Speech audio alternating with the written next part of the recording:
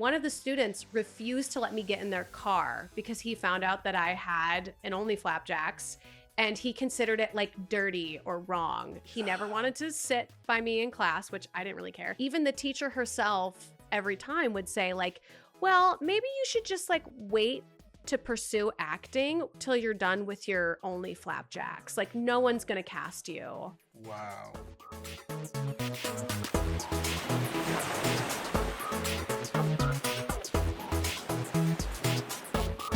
Hello, everybody, and welcome back to the DeluluCanoePod. Woo! Yeah! We are so excited to be back. We have the itch of podcasting. I'm so excited to be here and chatting with you today, but it is not just me today in the canoe. I have joining me the spontaneous Iranius Cosmoe from the Cosmoe Show. The Uranius, I like that. I don't know. I like tried that. to make it rhyme.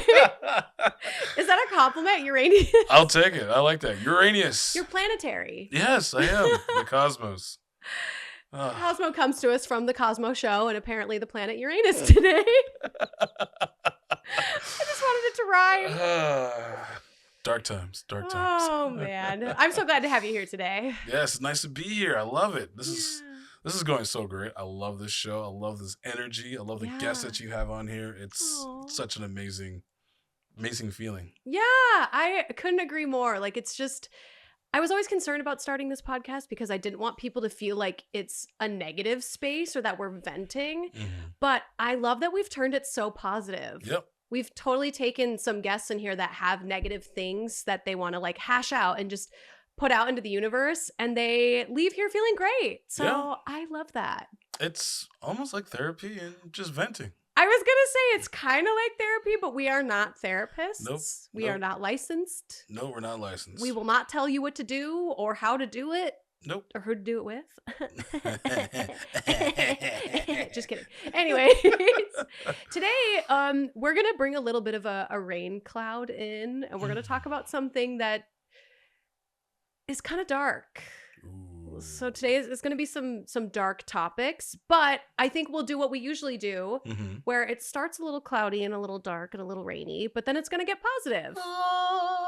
Yeah, the sun will come beaming out at the very end, hopefully, if we do this right. But today's topics are going to be mainly about the negative perception of people and moving locations.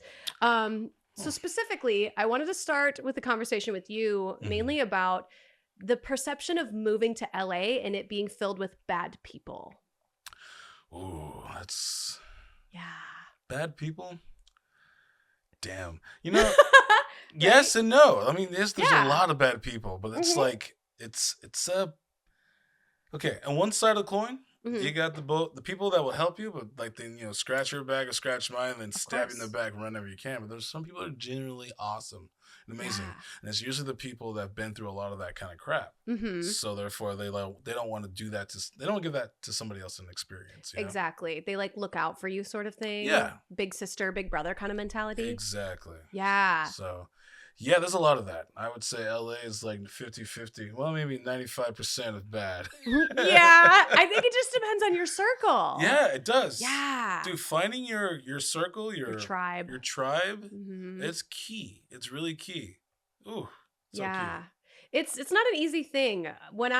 For those of you that don't know, I moved from Orlando to LA, so it's even moving to Orlando had like a strange aura about it because I'm originally from Minnesota, and people were very like, oh, you don't want to move to Orlando. Like it's a lot, like big city, but then it's also Disney World, and there's just a lot of negative energy there. But I got twice as much negative feedback about moving to LA when I decided to make that jump. And I really wanted to talk about this topic specifically because I think there is such a unique energy surrounding LA where when you do move from wherever you want to say you're from, or like a small town sort of thing, moving to the big town, no matter if it's in your same state or in a different country, there's always this strange perception of it being filled with bad people. And I would like to argue, essentially, in the Delulu Canoe, going up the stream here, maybe you agree with me, maybe you disagree, I'll keep on going here. But I would like to very much so bring up the point / argue that it's about the circle and the company that you keep. It's not necessarily everybody who lives in LA is bad. Mm-hmm. Yeah, I was really met with a lot of criticism about moving to LA. And I even have this it's kind of like a visceral moment where somebody I had worked with, he had hired me for a couple of short films out in Orlando. He very much so was like, oh, you're moving to LA now? I bet you're going to be there for 2 years. You're going to blow all your money and you're going to come crawling back. And this guy was not anybody important. Oh, sounds familiar. Sounds Yeah. so familiar. Yeah. And I was very shocked because this person had hired me multiple times to be an actor in his like productions and his shows and on his like web series. And for someone that I would argue didn't really know me very well to put this energy on it, saying like, well, you're going to go there and fail. It almost lit a fire for me to make sure I didn't fail. Yep. So I wouldn't thank this man by any means at all, but I definitely want to put a circle on that and dive deeper into the bad people theory because I don't know. I think moving to a big city doesn't have to be bad.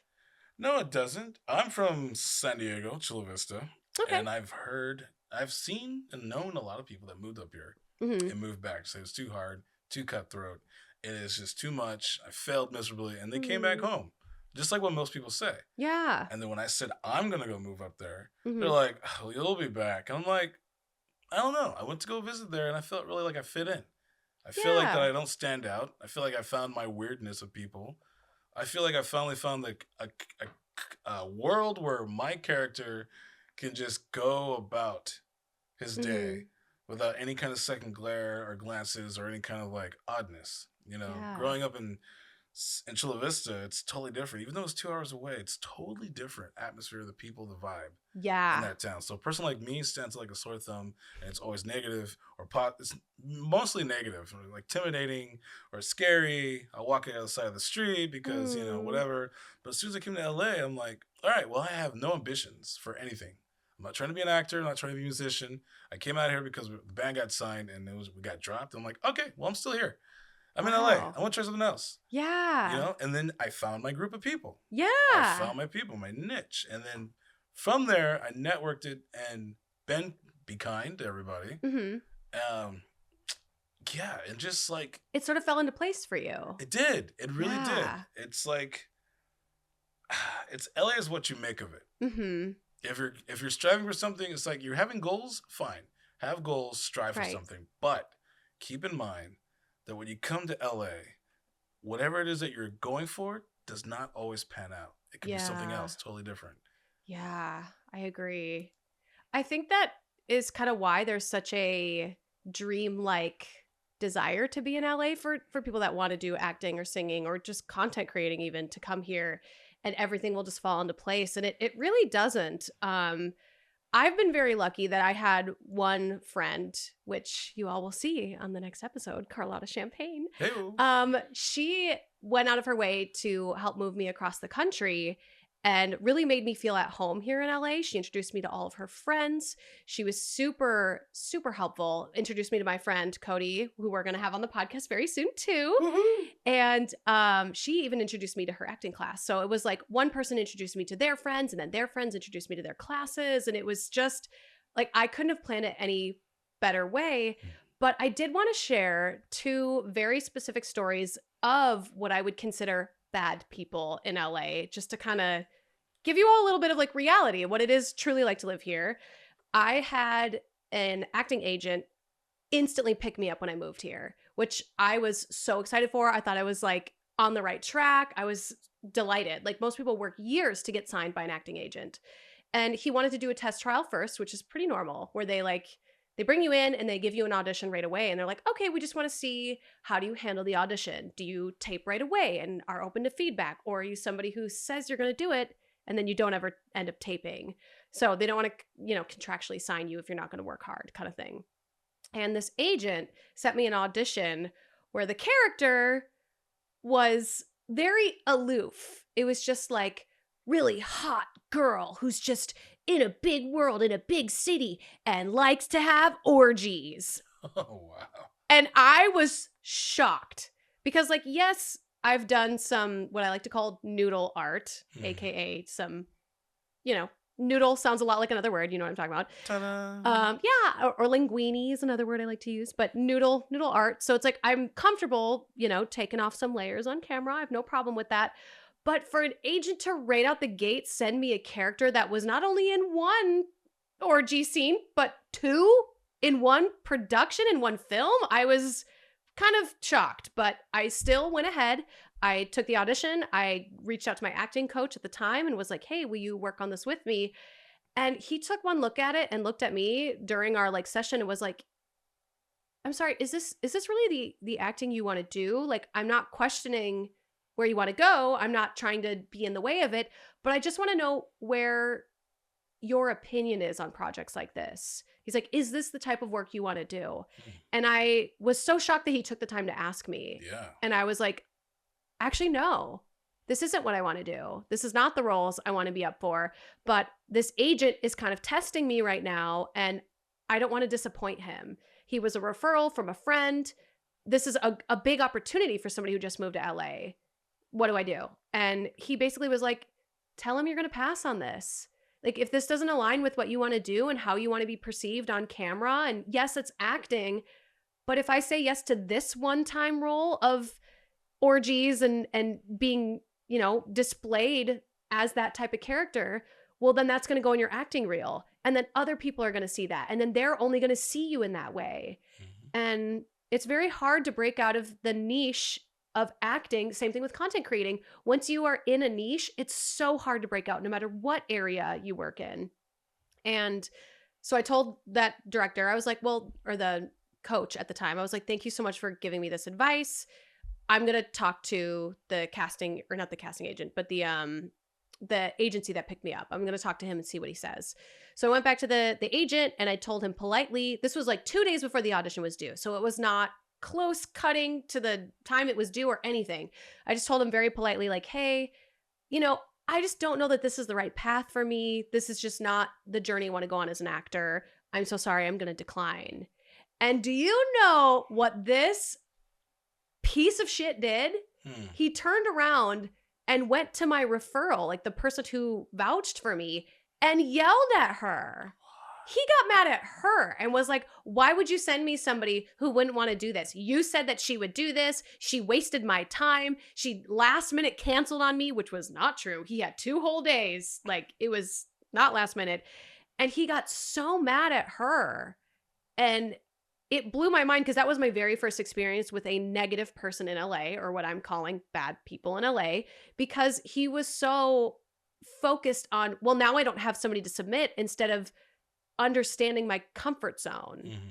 And that was a very big learning lesson for me. And I'm so glad that I had such a great coach to stop me in that moment and look at the body of work and be like, is this what you want to do? Because I would have just done it.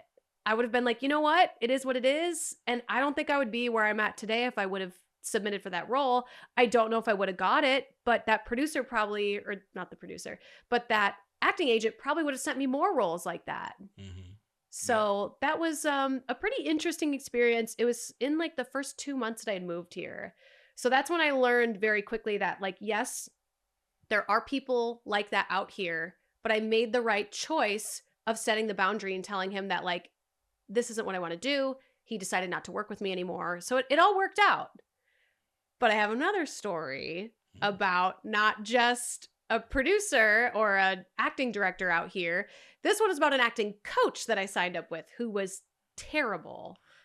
Damn. So I did want to ask you though, have you had anybody like really negatively jump in on you for like acting things, or like you said you had a band when you moved here? Did you have any like negative people try to like jump in and like take you a certain direction you didn't want to go? Oh yeah. A few, especially not so much in music. Okay. But in acting wise, where I should go, what I should do. I had a friend that was an agent. He wasn't my agent, he was a good friend. Mm-hmm. So I've been a bartender, so he used to come to my bar. He's like, they're auditioning for something. You should check this out. You might get it. Yeah. And I was like, all right, cool. And I did it. I got it. I was like, sweet. But I've had it's like people on set. Mm-hmm. Like, where they place you as background means a lot to everybody. So it's like, oh, you're this close to the actors and the actresses, Yeah. then like you're gonna get camera time. So I've had people try to like, no, you should probably sit over there and come in, blah blah blah, like direct me, even though I was placed by somebody behind the camera, and there's people be backstabbing about that. It's like, oh, or try to set you up for failure, you know, just like this is one scene. Don't trust the bee in apartment 23. It was second season. It was in a bar scene, and my character had a hat. It was like noticeable. Oh. Everyone else doesn't have a hat. But I put my hat down and it was gone. And I asked him like, where'd the hat go? And I thought it was one of the directors and one of the people, you know, behind the camera. But it was a guy next to me. This guy next to me Took your hat? He took my hat. I found it later on, and we did the scene again. Luckily enough, that scene made it in with a hat. Yeah. I was like, well, I could point myself out. That's great. But I worked with him on another thing, and I see him do that to somebody else. Anybody that's in that camera view, where it's like, okay, this is going to be filmed, and this is going to be on television, and all these guys are just backstabbers. They'll do whatever it takes. They'll sometimes slip things in your drink. Whoa. Yeah, to make you sick, to make you go home. I've seen that. I've seen it in bars, but I've seen it on movie sets. These are extras. Wow. Yeah, or just like do something, be problematic and blame something on the other person, or whisper something in somebody's ear that's behind the camera. Is like, well, that person's like not doing the right thing, or blah blah blah blah. And it's just sabotage. And I'm like, what is we're background. Relax. Yeah. We're not main actors. Like if we were the main cast, like the main actors, I would have a problem with that. I would say something right off the bat. Yeah. That's me. But for me, at that moment in time, I'm like, well, this is petty. And I don't give a crap. This is work for me. But I see that. And I'm just like, what an evil bastard. Yeah. Like what? Why? It shocks me when people go out of their way to do just terrible things. Yeah. To have their own light shine. And if you're somebody out there who happens to be like that, no one's going to be clapping for you. No. And you shouldn't do anything, obviously, for applause. Like, you shouldn't do things for other people to respect you. You should do it for yourself as well. But that's just such a lonely way to live, where you're always sabotaging others. That's the 95% of the people in LA, the bad people. They're really? Just like, you would say 95? I feel like that. Yeah. Aww. I mean, I see it a lot.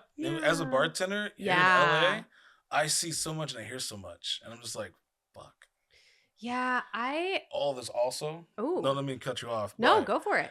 There's also the people that don't like people like us that are lucky. Mm-hmm. It's like, oh, how did you come across that? How did you meet that person? Or how did you go to that party? Or blah, blah, blah, blah, blah. I worked my ass off and this and that, blah, blah, blah. And they're like jealous. It's kind of like, being at the right place at the right time. Yeah. But that's just like, I can't explain it to anybody else. I'm like, I went to a party and I met such and such actor. Yeah. We talked.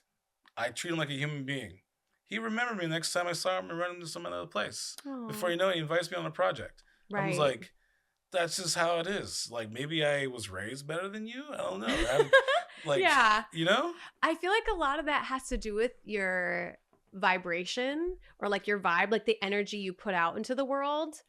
And if you're somebody who's constantly living in jealousy, I feel like it's so easy to feel. Like, you just have this like gut feeling when someone is like, sometimes I like to call them vampires, when they're a little bit of like soul suckers in a way. Yes. But yeah, it's such a, like, I have jealousy twinges. Don't get me wrong. I am not perfect by any means. And sometimes it creeps up on me, but I take the second to take a step back and check it and go, why am I feeling this way? And it's never about my friends. It's usually about like, oh, somebody will book something and I'm like, man, I wish I booked that thing. But then you clock it, take a step back and go, do I really wish that? Okay, I really don't. I need to clap for this person. So it's okay to have jealous tendencies. Like, we're not preaching here to say that you have to be perfect, but I actually did have it's a perfect segue into this story because I had an acting teacher who had some jealousy issues with me. So I signed up onto a very different acting class that was very positive and I had a very great time with. I'm actually still constantly in this acting class. But at one point I thought I could take another class at the same time and like learn extra quick and like become better quicker by taking two classes. And boy, was I wrong. I thought taking a class from another teacher would like really help strengthen my tool set.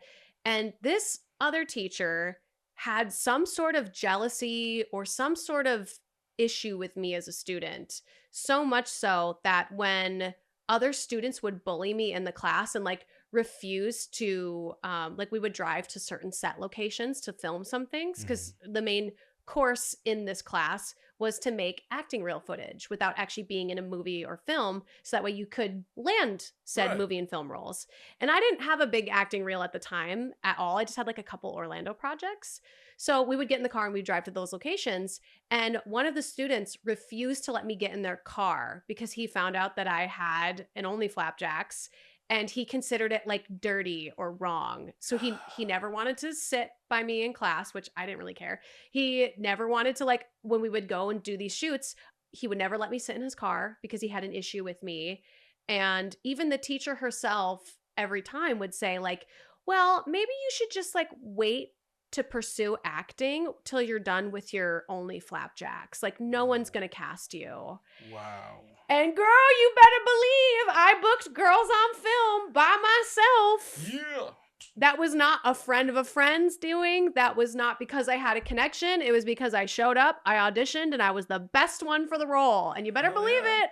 I'm getting a lot of good stuff from that. So I don't know what this person's deal was. I don't want to say that it was 100% jealousy, but there was a lot of issues in that class. The fact that they allowed someone to bully me in it really bothered me. And as soon as I found out, that's when I stopped going. That sucks. And the fact that they would, in front of the entire class, talk to me and say, like, you should really quit that like Only Flapjacks thing because no one's going to take you seriously and they're just not going to book you. So I don't know why you're even like paying to be in this class. When someone says something like that, I look at it as just, are you threatened? Are you jealous? It's like, I don't know. Let me do what I'm doing, all right? Thank you for the advice, but what's your problem with the Only Flaps? But if she really cared, we would have these discussions in private. Exactly. Not in front of an entire class. Professionally. Yeah. So those were my two really big, like, of course there's been influencers at parties that say stuff to me, but I let that roll off my back. That doesn't bother me. It's more of like when I was new and people really could see that I was new and vulnerable, that those were kind of like my bad experiences with the LA crowd. But the big picture is that bad people are everywhere. It's not about the big city. It's not about LA. There's going to be bad therapists. There's going to be bad doctors, bad dentists. Don't get me started. I'm missing 2 teeth from a bad dentist. Bad bartenders. Bad bartenders. Bad hairstylists. Bad makeup artists. Like, you can't escape bad people. No. But what you can do is set up boundaries so they don't come into your life and they don't, vampire you, and you don't have to deal with them everywhere you go. Yeah. Speaking of, might be like switching topics and stuff, but do you think the acting classes you took, do you think that helped you with social media, with like doing content? The good acting class or the not so good acting class? Well, just any of that experience. Because, some people don't, like, I'm not saying like, some people don't have that extra, in general, experience of how to, I don't know, how to like talk to audience or like, do an audition or be in front of the camera and stuff like that. Do you think that helped you a lot? Oh, for sure. I think it took me from, like, if anybody was following me on TikTok, Dare Live on TikTok, shameless plug. If you were following me during the pandemic, all I was doing was thirst trap stuff. Like, I never truly stretched my artistry or really seeing myself and treating myself on social media as an actor. I was just like, oh, I want to, I'm just going to make this quick, like, TikTok dance. And that's fine. But for somebody like me who has other goals and other ambitions and doesn't want to be pigeonholed in that little like thirst trap box, my acting class really pulled me out of that. And my teacher, who I currently am working with, really like looks at my content and is like, hey, you're doing a really great job. I love what you're putting out now. Like, it is so much more captivating because I'm seeing you and not just look at me being cute in this little outfit. And there's no issue with that. Like, I love watching other accounts that just do little thirst trappy things. Don't get me wrong. But for somebody who I don't want to live in that box forever, I highly recommend taking acting classes and finding one that really jives well with how you learn. Because everybody teaches different. Yeah. So you got to find the one that like really sits well with you. And that's actually a great question and a great segue for my next topic point in the Delulu Canoe that I was curious if you would be interested in this, just to kind of like see, because you yourself moved to LA. Yeah. So I was curious if you had any like generic bullet point advice for if somebody was moving, maybe not even specifically to LA, but if they were to move here, what are a few things you would personally recommend someone try doing before they like commit to the move? I say go visit. That was one of mine. Yep. Go visit Yep. first. Get the lay of the land. And if you like it, I always say like do some research, like espionage, almost. You know, Okay. Do some go sleuthing. find an area that you might want to live, and then go to the local dive bar or local Yeah. restaurant.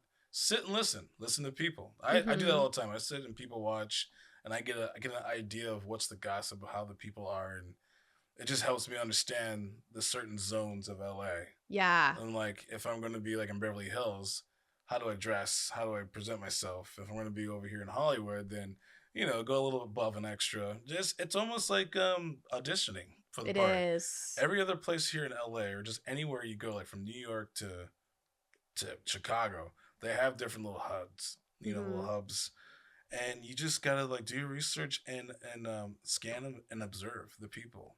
And always Yeah. talk to the bartenders. Yeah. Find a good bartender that's not like that gives people time. Mm-hmm.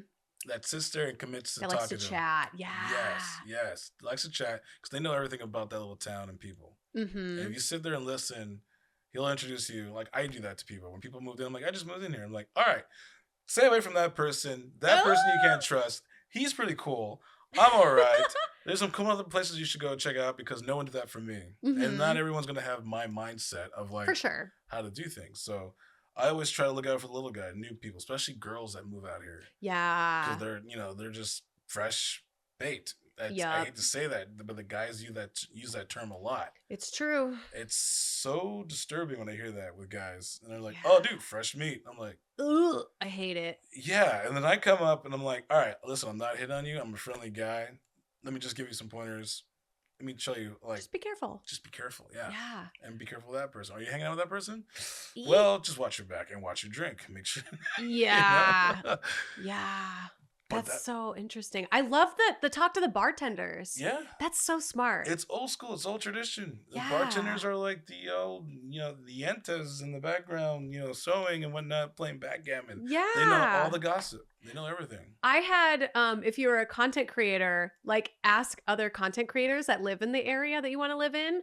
But that's literally my version of talk to the bartender. That's 100%. And like I had make a couple visits, which is exactly Yep. what you said. Nice. And you said that earlier in the episode too. Yeah. Call back. Yeah. He said you came and visited LA Yeah. before you moved. Yeah. 100%. I had save up money too. Money. Like put some money away because it's very expensive. Listen. Living in a big city. If you're coming from anywhere, coming to LA, you're bound to have money saved up. Because Yeah. there's nothing to do like in like Arizona or like Utah or anywhere in the Midwest. If you're coming from Chicago, then hopefully you have some money. From New York, same thing. But if you're coming from anywhere else going to LA, I want to say just, save your money. Just have some money Yeah. because you never know. And you know what sucks though? It's also to find a job that's transferable. Yeah. You Yeah. know? That's hard though. It is really hard, but find like a corporate job that's like you plan for it. Plan for it. If you're gonna come to LA, if your goal is to come to LA 2025, then right now is the time to plan for it. Yep. Like, I agree. Save up. Year in advance. Yeah, year in advance. Save up. See if you can transfer. Find a job that's transferable, and then also have something set up there. You know, it's like what's waiting for me. What are these other jobs? So I moved out here, didn't have a job for 6 months, but I had a lot of savings. Oh, great. Yeah. A Yeah. lot of people do that. Yeah, They move out with a big surplus of money and then they just don't have a job Yeah. lined up. But it is hard to find living that way. Oh. Uh-oh, here we Me and go. my ex, we looked for everything. Yeah. Everywhere. The only thing we found was a 1-bedroom apartment in Beechwood Canyon by the Hollywood Where's sign. Oh, okay. Like underneath the Hollywood sign. Was it 2020 nice? Beechwood Drive. It was beautiful, but $2,000 a month. Oh, yeah. And I was like, and I saw celebrities walking their dogs and all this stuff. I'm like, this is cool. At the time, I used to smoke cigarettes, so I would walk out that first night. I'm like, am I going to see the Hollywood sign? Like, no, they don't even light that up. Oh. So I was like, for $2,000 a month, you think they would light that up? But yeah, but imagine that keeping you up at night because it's so bright. well, yeah. I'm a night owl, so Okay. yeah. You would But have liked it. that was the hard part, trying to find a place.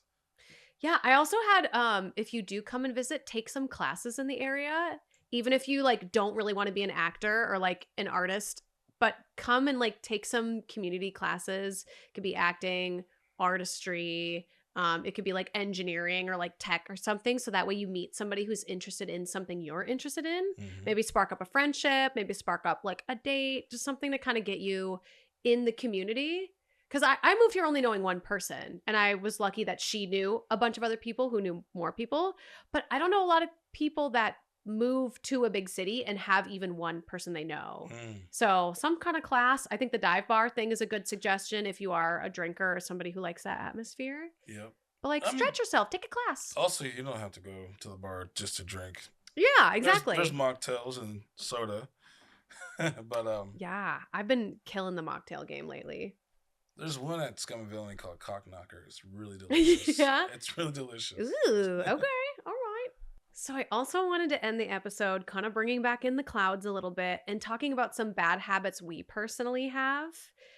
And these are going to be hard for me because I want to air them out so that way you all can hold me accountable, Cosmo can hold me accountable, and just kind of like get some stuff off my chest. The first one, which I just did a second ago, is I say kind of a lot. When I'm talking about things, when I'm saying what I want, I have the tendency, especially on this show, I say kind of so much.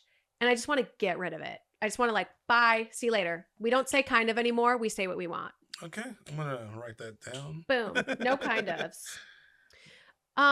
Another big thing I do is I say yes to everything, which is great in some respects.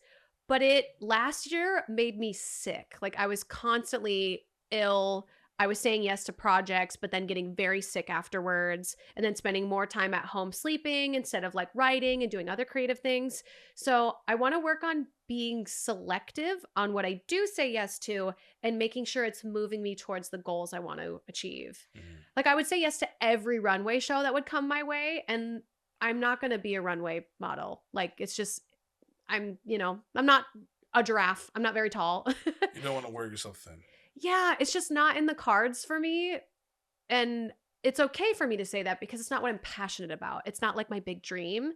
So instead of saying yes to all these runway events, I should really be saying yes to some projects out here or writing my own projects.